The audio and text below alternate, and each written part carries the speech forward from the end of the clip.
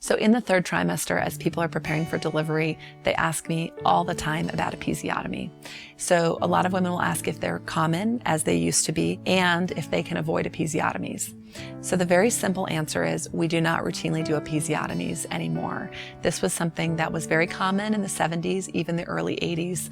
And as we have developed more and more research in labor and evidence-based medicine for labor, we've discovered that episiotomies are not at all routinely necessary. The only time that episiotomies may occur in modern medicine that is appropriate is if there's a complication with your labor and your OB feels that it's appropriate to do an episiotomy to expedite delivery of your newborn.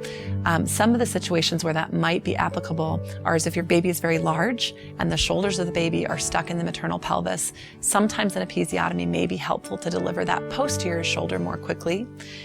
Your obstetrician may also feel that if forceps or a vacuum are indicated because your baby is in distress, that an episiotomy may help, again, with rapid delivery of that baby. Routinely, I describe to patients that an episiotomy, if you visualize a piece of paper that's intact, is like cutting the paper at its strongest point. If you were to just tear the paper independently, the paper is going to tear at its weakest point. And that's the place that you want the paper to tear. You don't want to be cutting into the paper where it would be the most strong over time. So the same is true with an episiotomy. We don't want to cut into the strongest tissue that's going to have prolonged healing over time if we don't need to.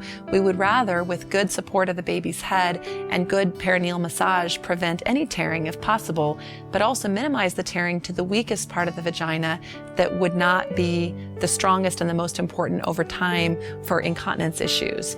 So I always tell patients, if you're discussing this with a physician, remember that episiotomies now are not routinely practiced and shouldn't be routinely practiced because we know that they can lead to prolonged healing and worse incontinence than tearing at the natural weakest point of the vaginal area.